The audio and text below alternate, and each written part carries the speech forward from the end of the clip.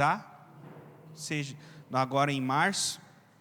E até lá eu gostaria de trazer algumas mensagens, falar com vocês. Se vocês quiserem, nas quartas-feiras aqui, levantar a mão para tirar uma dúvida ou falar alguma coisa, fiquem à vontade, eu permito vocês falarem também, perguntarem.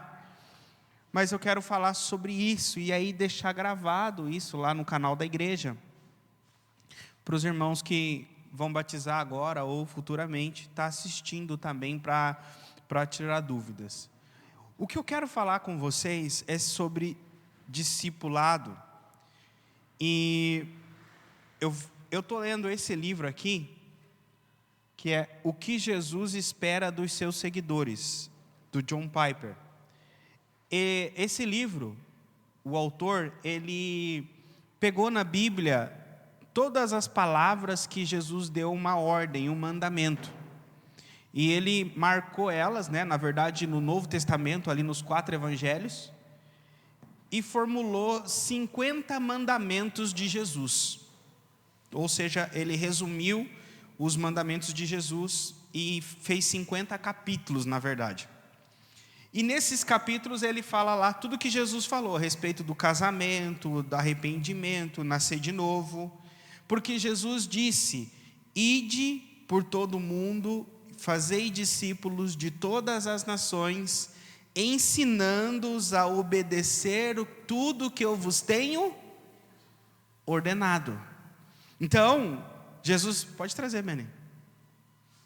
O que nós somos chamados a fazer é ensinar as pessoas a obedecer os mandamentos de Jesus. E aí esse livro ajuda a quais são os mandamentos de Jesus que eu, como discípulo de Jesus, preciso obedecer, e quais são os mandamentos que eu também preciso ensinar outros a obedecer. E agora eu não vou falar hoje sobre esses mandamentos, mas futuramente eu vou falar sobre eles. Mas eu quero começar falando com vocês sobre isso, porque nós não temos hoje nos nossos dias a linguagem discipulado. Essa coisa de discípulo é da época da Bíblia. Então, e uma linguagem... Acabou? Deixa eu aproveitar então a deixa já colocar.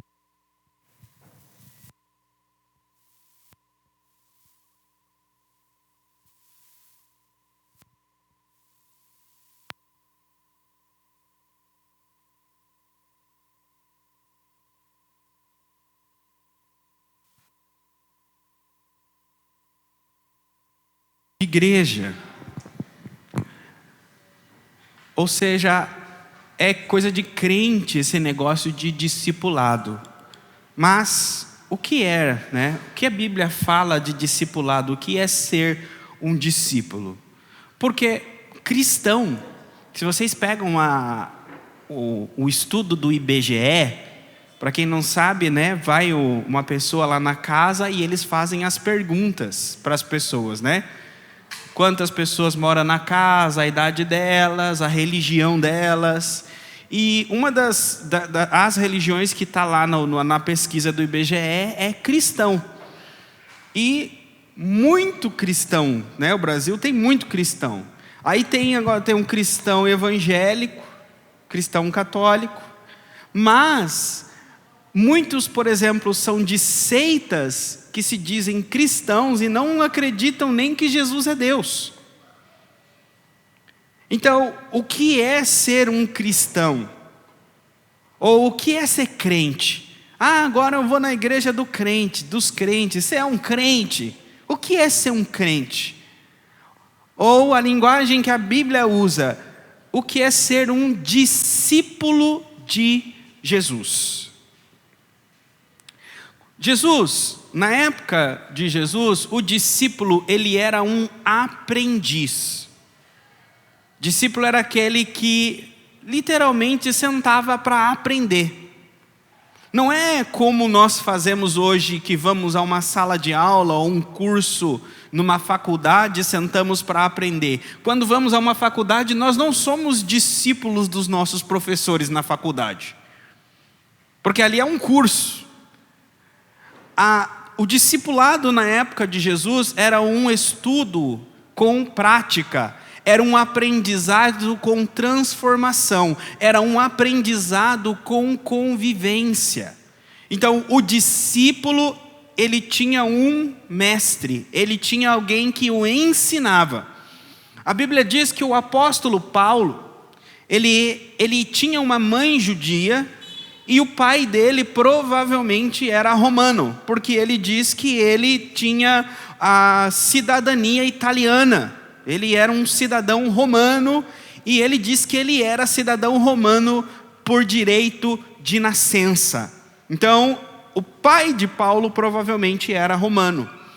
Mas a Bíblia diz que a mãe dele, ela deixou ele para ser instruído aos pés de Gamaliel. Abram a Bíblia de vocês em Atos capítulo 22, versículo 3.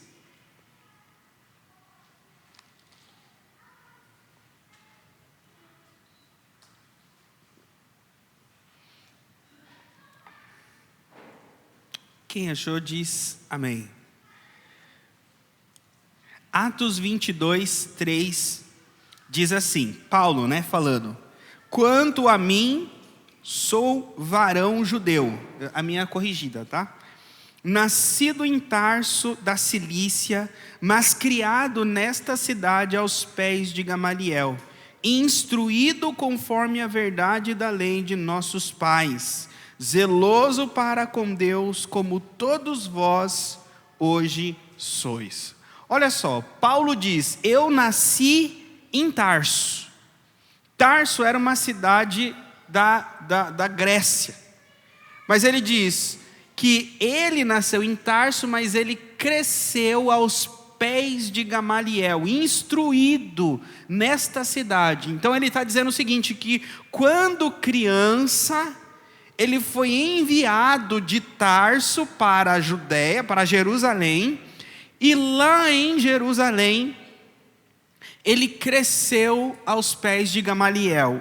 Ele foi discípulo de Gamaliel. Então, a instrução do discipulado aqui era uma formação de caráter.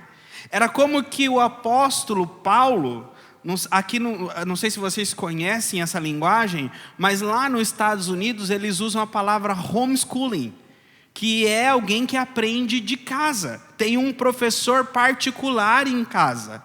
E Gamaliel, era o mestre do apóstolo Paulo, e como que o apóstolo Paulo tinha um homeschooling, ele estudava de casa, só que não estudava só religião. Tudo Gamaliel ensinava para Paulo, ensinava as escrituras, ensinava a moral, ensinava a respeito da vida, das estrelas, tudo. Ou seja, ele era instruído aos pés de Gamaliel. Essa é uma ideia de discipulado. Quando Jesus chama os discípulos, ele também convida esses rapazes para segui-lo e aprender com ele. Portanto, quando Jesus passa lá na beira-mar e ele fala para eles deixarem as redes para seguir Jesus, eles agora vão passar a aprender com Jesus. O que isso significa nos nossos dias? Existem pessoas que não conheciam Jesus, ou conheciam de ouvir falar. Minha mãe era da igreja, meu avô era da igreja, meu pai era da igreja, mas eu não ia na igreja, eu nunca abri uma Bíblia, eu não conhecia Jesus. Agora eu vou para a igreja e eu quero seguir Jesus, eu quero conhecer Jesus, eu quero obedecer Jesus. Significa que tudo que você aprendeu antes, você agora vai ter que talvez reaprender tudo de novo. Porque talvez toda forma que você enxergava o mundo, talvez antes para você não tinha problema você falar uma mentira para você ter uma promoção. Não tinha problema você dar o jeitinho brasileiro para resolver uma situação. Ou quem teve aqui no final de semana que o missionário lá do Camboja disse, ou ele falou lá em casa, eu não lembro se ele falou aqui, que eles mentiam para se proteger, e é tudo bem lá. Então é como que ele disse: olha, eu sentei com os obreiros da igreja, com os diáconos e presbíteros, e resolvemos uma situação que precisava falar com o líder. E aí todo mundo estava indignado e ia sentar para reunir. Quando se sentou para reunir, eles mentiram na frente do líder. E aí ficou tudo bem. Quando ele saiu depois, ele falou assim: mas como assim? Vocês falaram uma coisa para mim, vocês falaram outra coisa lá. Não, mas deu tudo certo, não deu problema, né? Todo mundo acabou bem, a reunião acabou bem.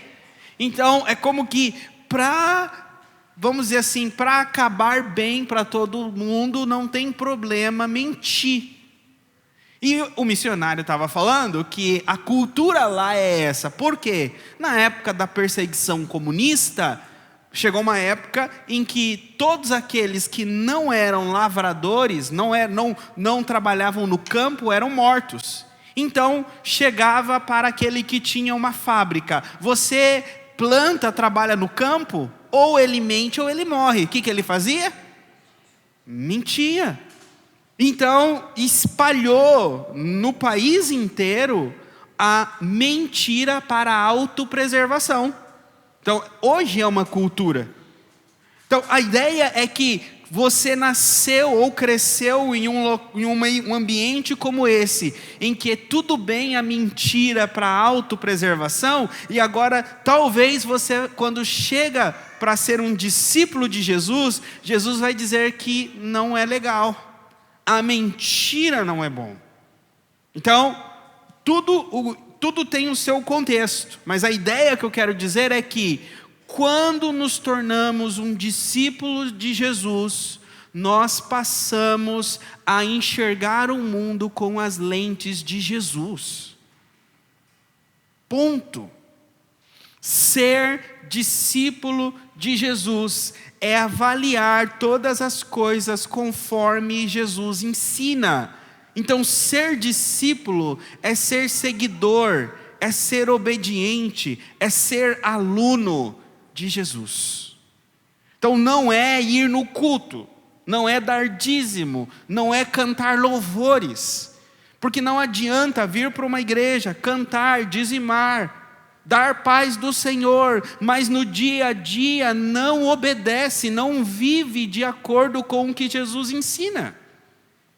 Então, a nossa vida, ela é contrária. Então, não somos discípulos de Jesus. Jesus, queridos, ele veio para formar discípulos. Jesus, ele andou por toda a Judéia, toda a Samaria, e ele tinha compaixão das multidões. Portanto, ele alimentou as multidões, ele curou os seus enfermos. Mas a multidão que tinha a barriga faminta, a multidão que tinha suas doenças e enfermidades, nem todos eles se tornaram discípulos de Jesus. Por exemplo, há um relato em que a Bíblia diz que haviam 10 leprosos. E a Bíblia diz que Jesus curou os 10 leprosos, mas apenas um voltou para agradecer, e esse era samaritano. Significa então que de 10 que receberam a cura, provavelmente um se tornou um discípulo. 9 eram apenas multidão, que iam até Jesus, que seguiam Jesus pelo que Jesus podia oferecer, pelo que Jesus oferecia. Então hoje existe o mesmo perigo em todas as igrejas, não importa a placa. Pessoas que vão para uma igreja apenas por aquilo que Jesus oferece. Então elas vão porque a igreja tem um programa para crianças, elas vão porque a igreja dá uma cesta básica, elas vão porque a igreja dá mais oportunidades para subir no púlpito, para ter oportunidade para cantar, elas vão por tudo aquilo que a igreja ou Jesus oferece através da igreja. Mas elas não vão para conhecer Jesus e obedecer Jesus. Então, o que eu estou falando com vocês hoje é a diferença de ser um crente e de ser um discípulo. Talvez vocês já saibam, muitos de vocês já saibam, então vocês estão tendo a paciência de ouvir o seu pastor mais uma vez, para ficar gravado para aqueles que nunca ouviram. Ou talvez, veja por um outro lado, que você pode guardar essas palavras e ensinar. Porque talvez você tenha alguém na sua família, no seu trabalho, que está chegando agora. E você vai precisar ensinar essa pessoa a diferença de ser um crente e ser um discípulo. A diferença de ser um frequentador de igreja e de ser um discípulo de Jesus. Porque Jesus, ele foi enfático. Jesus não disse para abrirmos igreja. A abertura da igreja é consequência. Porque não tem como fazer discípulos e você vai fazer o que com os discípulos? Chegar uma hora que você vai ter que abrir uma igreja. Mas a abertura de uma igreja é consequência da obediência a Jesus. E a obediência a Jesus é fazer discípulos. Os missionários, quando eles chegam no campo, eu penso assim, a Bíblia ensina assim, se eles fazem o contrário disso, eu acredito que estão errados. Não é chegar no campo e já ir no centro e procurar um lugar para abrir um salão. Isso é o missionário Antigo Testamento. Não tem um filho de Davi que chamava Absalão? Então, tem um missionário que é Absalão, quer abrir salão em todo lugar. Mas a igreja não é Absalão. Não é só a igreja quando tem um salão aberto. Mas sabe qual que é o problema, irmãos? Aí eu peço aqui um tempo para vocês, para ir falando coisas que talvez saiam um pouco do contexto. Muitas igrejas, elas não sustentam missionário se o missionário não mandar na carta missionária que ele tem um salão aberto. Muitas igrejas acham que o missionário não faz nada lá no campo. Agora, quando o missionário mostra uma fotinha do salão, então eles entendem que já tem uma igreja. Por quê? Porque tem um salão. Não é porque tem um salão, tem uma igreja. Às vezes tem um salão, mas não tem uma igreja. E às vezes tem uma igreja, mas não tem um salão. Como lá na África, o salão era debaixo de uma árvore. Então não é o salão, não é o templo que faz a igreja. A igreja são as pessoas. Quando Jesus voltar, a palavra diz o seguinte, que lá já no Antigo Testamento, na época dele, ele falou, olha, não vai ficar pedra sobre pedra. Então, irmãos, a gente pode fazer o templo mais lindo, mas quando Jesus voltar, não vai ter serventia. Então, a estética não deve ser a primeira coisa a se pensar num templo. O conforto não deve ser a primeira coisa a se pensar num templo. Para ser sincero, irmãos, o templo só serve para nos abrigar do sol, da chuva, nos dar um aconchego para estar junto, para ter comunhão e aprender a palavra. Para isso que serve um templo. Mas não significa que se não tiver um templo, não dá para ter tudo isso. A igreja subterrânea, ela se reúne num buraco, debaixo da terra.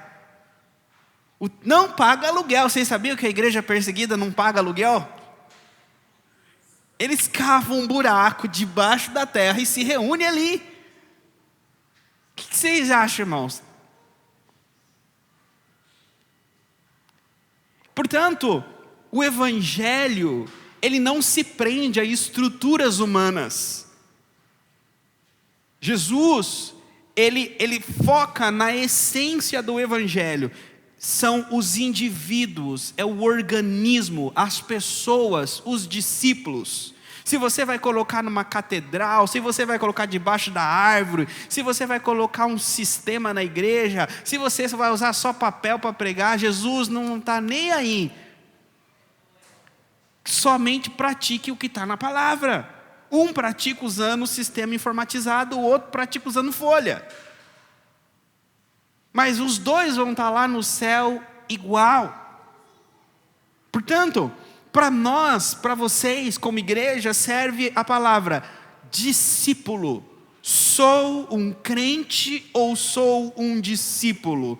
Sou membro do Brasil para Cristo ou sou um discípulo de Jesus? O discípulo, a Bíblia diz que ele não é maior que o seu mestre. O discípulo, ele é parecido com o seu mestre. Então, os discípulos de Jesus, eles são parecidos com Jesus. Os discípulos de Jesus carregam a marca de Jesus. É como aquela mulher que chegou para Pedro, quando prendeu Jesus e falou assim, esse aí andou com ele. Ele fala igual eles, ele é igual eles, esse aqui andou com eles. Pedro negou, mas não tinha, Pedro por fora parecia um crente. Ele fala igual crente, ele fala igual eles, ele andou com eles. Significa então que a nossa vida, de alguma forma, deve demonstrar que nós andamos com Jesus.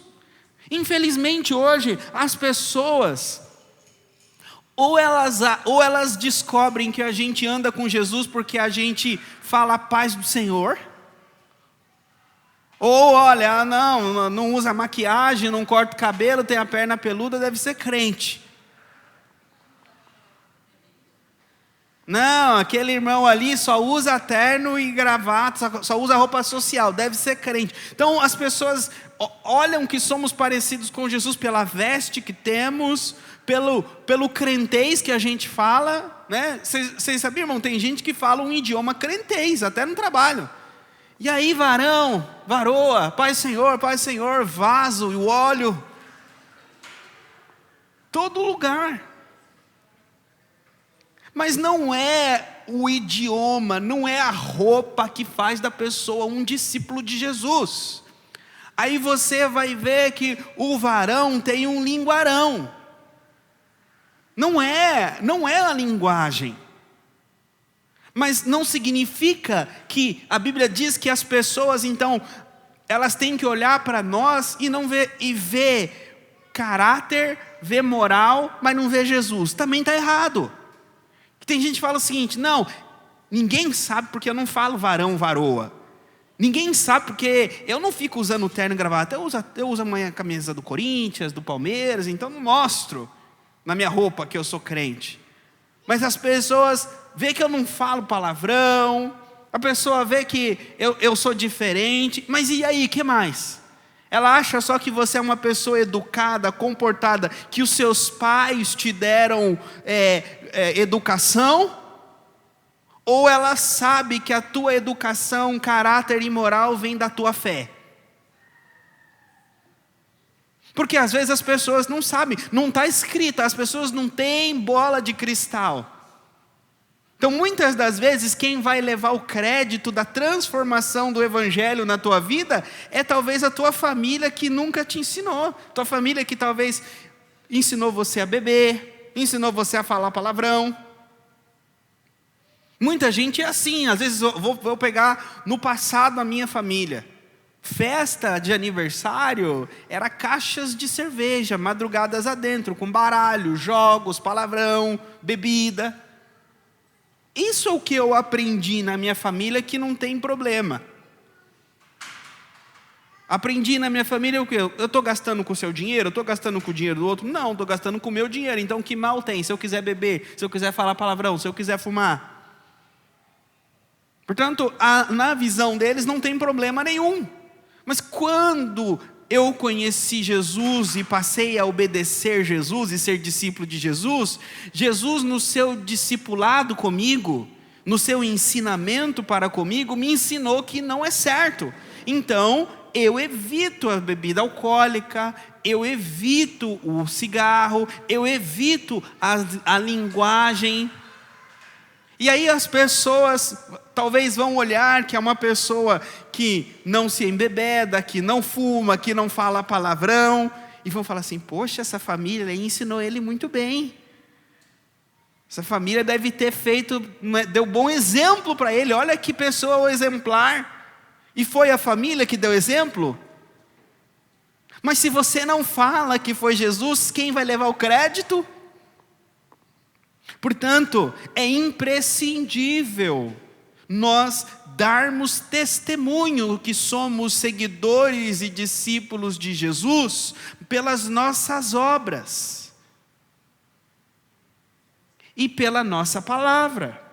Jesus disse em Mateus capítulo 5, abram lá.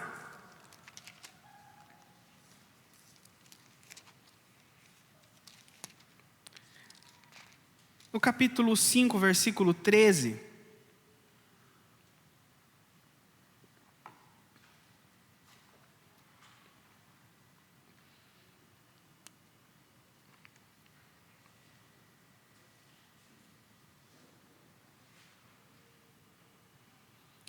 Diz assim: vós sois o sal da terra, e se o sal for insípido, com que há de salgar? Para nada presta, senão para ser lançado fora e ser pisado pelos homens.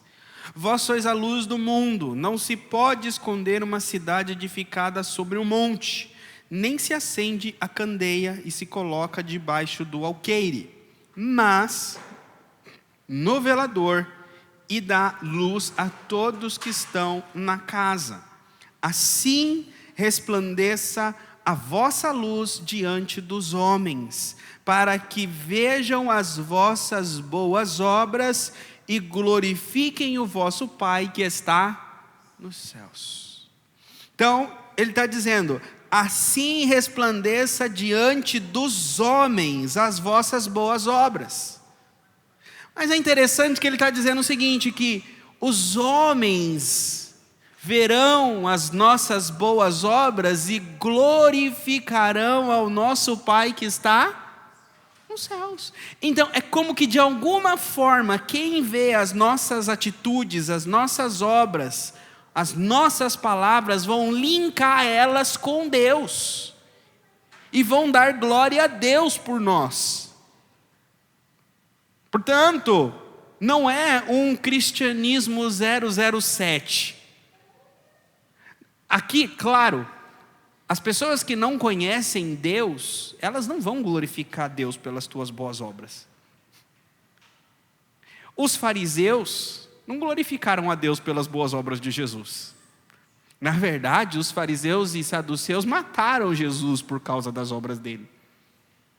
Então, existem pessoas que vão te perseguir por causa de você ser luz. Elas vão querer apagar a tua luz, porque a tua luz ilumina as obras más delas. Porque quem faz as obras más, faz na luz ou faz na escuridão? Toda coisa errada, a pessoa faz de noite e escondido. Não é? Tanto que os maiores antros de pecado é na madrugada. É à noite, é na escuridão. Então, o que a Bíblia ensina é que quem pratica o pecado, pratica na escuridão. Ou seja, não compartilha, esconde, oculta. E Jesus está dizendo que quem vive na luz, a luz dessa pessoa, ela expõe as trevas do outro. É mais ou menos uma sala de aula onde tem 10 alunos. 9 não estuda para a prova. E aí vai mal na prova. 1 estuda para a prova e vai bem na prova. Os 9 que não estudaram, estavam todos juntos no barzinho, comendo e bebendo, bagunçando quando devia estar estudando, se juntam porque foram mal na prova e falam assim: o problema não somos nós que não conseguimos, que tiramos nota baixa, o problema foi o professor, foi a prova que ele preparou. Tanto que todos nós fomos mal na prova, então o problema estava na prova. E aí quando vai se avaliar, tá, então e o outro? Não, o outro foi bem. Então aquele que foi bem desmontou todo o argumento dos outros 9. Porque aquele que foi bem mostrou que não, eu entendi a matéria, eu estudei, eu compreendi e eu consegui tirar nota. Então quem faz as coisas certo, quem anda na luz, expõe aquele que anda nas trevas. Então Jesus está dizendo, se vocês andarem na luz, se vocês derem bom testemunho, vocês vão expor a maldade no mundo, vocês vão expor que o mundo está podre. Vocês sabiam disso, irmãos? O mundo está podre. Os relacionamentos estão podres. A mentalidade das pessoas está podre. Não pensem que a ciência vai melhorar o mundo. Não pensem que vão inventar a cura do câncer, tratamento disso, tratamento daquilo, justiça social, e esse mundo vai ficar um ambiente melhor. Esse mundo vai ficar cada vez pior, cada vez mais tóxico, cada vez mais polarizado. Esse mundo vai cada dia mais piorar. Por quê? Porque está na Bíblia. Porque a volta de Jesus, quanto mais próxima está, mais as dores deste mundo vai ter. E as dores deste mundo está em tudo. Então, por exemplo, a junção de ONU, dos países, para proteger, queridos, cada vez vai conduzir para pior. Essa mensagem é para discípulo de Jesus, discípulo que entende. O discípulo de Jesus entende que a única saída está na volta de Jesus. A única resposta para esse mundo não está na política A, não está na política B, não está na opção humana C. A única resposta está em Jesus. A Bíblia diz que o anticristo vai vir e ele vai fazer paz no mundo.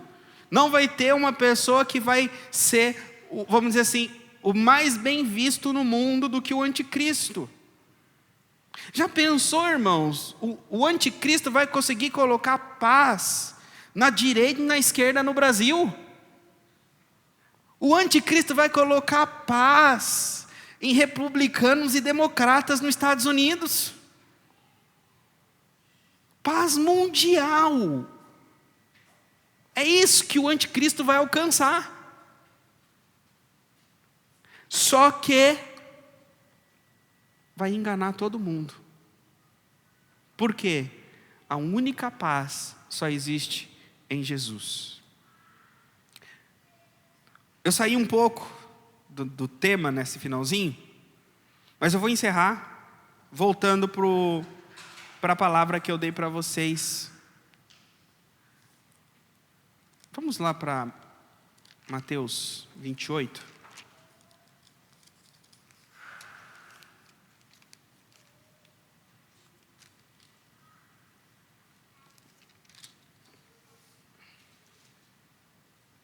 Mateus 28, versículo 16.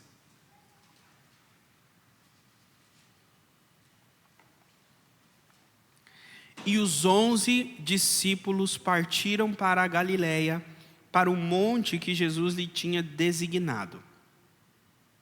E quando o viram, o adoraram, mas alguns duvidaram. E chegando-se Jesus, falou-lhes dizendo: é-me dado todo o poder no céu e na terra.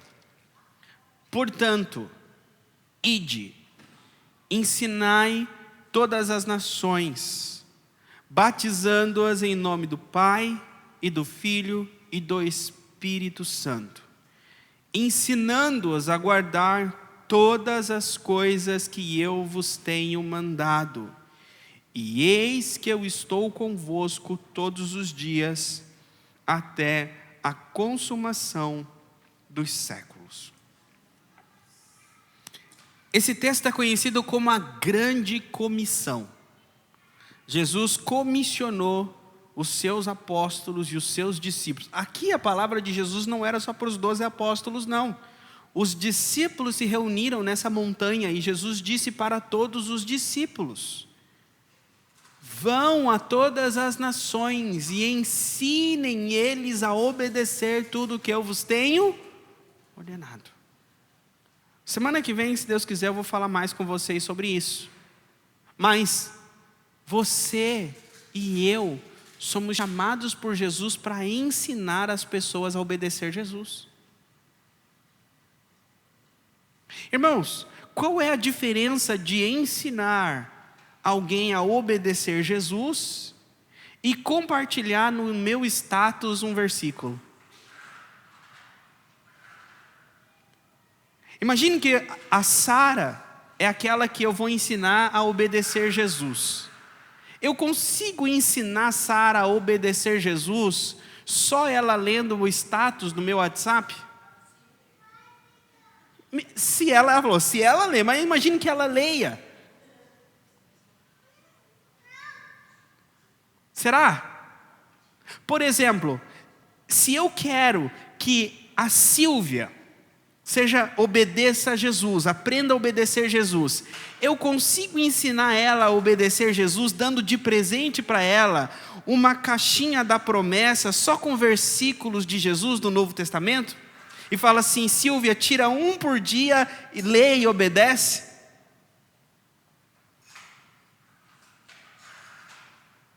Sim ou não, irmãos? Será que Jesus aparecesse e falasse o seguinte: Silvia, eu quero que você aprenda a me obedecer, eu vou dar para você 50 versículos para você escrever e ler? Ela ia aprender a obedecer Jesus? Jesus ensinou os discípulos como?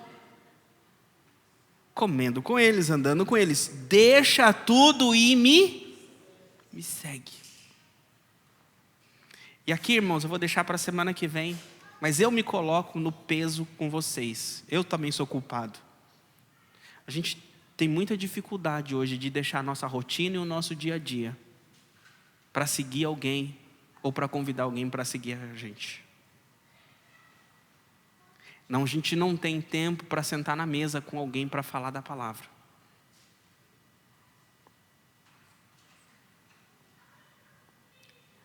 Se Jesus chegasse e falasse: deixa tudo, deixa e me segue. Mas Senhor, de sábado eu jogo água na calçada.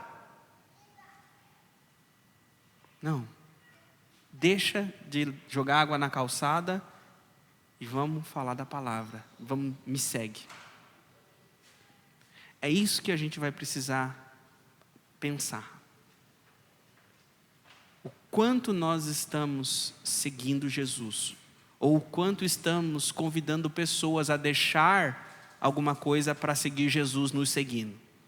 Às vezes, a Silvia não deixa de lavar uma louça para aprender de Jesus, porque eu não vou lá na casa dela e falo: Silvia, vamos sentar para estudar a palavra. Porque se eu fosse na casa da Silvia e falasse: vamos sentar para estudar a palavra, ela ia deixar a louça para sentar e conversar comigo. Então falta eu ir até a Silvia e dizer: deixa as suas redes e me segue. Deixa a sua louça e me segue. Isso é fazer discípulos. E é isso que nós vamos falar na semana que vem. Amém? Coloque a mão no coração, deixa eu orar por vocês. Senhor, obrigado pela Tua palavra, que nos ensina, nos conforta e nos confronta. Que por meio, Senhor, da luz da Tua palavra, que tira, Senhor, todo o caminho dúbio, todo o caminho, Senhor, inseguro, todo o caminho, Senhor, imperfeito, e por meio da Tua palavra viva, Tua palavra poderosa, ela tira, Senhor, toda justificativa mental que às vezes nós criamos para trazer um conforto e apaziguar práticas que não são de acordo com a Tua vontade. Obrigado pela Tua palavra, Senhor, que desmorona na minha mente, no meu coração, todo o conforto humano. Senhor, eu entendo, eu sei, eu sinto o peso da Tua palavra, que muitas das vezes traz ao meu coração, Senhor, a culpa por eu não estar andando de acordo com aquilo que a Tua palavra ensina. Senhor, e eu te peço, tem misericórdia da minha vida, Senhor. Tem misericórdia de mim, me ajuda, Senhor. Me ajuda a ter um arrependimento pleno, a deixar para trás aquilo que não te agrada e a obedecer ao Senhor. Eu não consigo, eu não posso, é impossível para mim, Jesus, te obedecer como o Senhor quer, se o Senhor não me ajudar. A tua palavra diz: sem mim nada podeis fazer. Sem ti eu não posso, Senhor, obedecer esta palavra. Eu não consigo deixar as minhas redes, eu não consigo deixar para trás este mundo e buscar as ovelhas perdidas, Senhor. Buscar aquelas que estão abandonadas, aquelas que estão afastadas, aquelas que estão machucadas. Ajuda-me, Senhor. Guia-me, fortalece-me, transforma-me, dá sabedoria para a tua igreja, para ensinar, para compartilhar, para orar. Dá autoridade para a tua igreja, para expulsar demônios, para repreender espíritos, para curar enfermos e para proclamar o ano aceitável do Senhor, proclamar que está vindo, o Senhor está voltando. E não importa, Senhor, se nossa idade, não importa, Senhor, a nossa condição financeira, física, emocional e espiritual, o Senhor nos usa se assim nós quisermos ser usados. O Senhor abre portas se nós quisermos entrar por elas. E assim eu peço, Senhor, entra, Senhor, na vida da tua igreja, abre portas, guarda o teu povo a andar na luz, para a glória e honra do nome de Jesus. Amém. Glória a Deus. Irmãos, vamos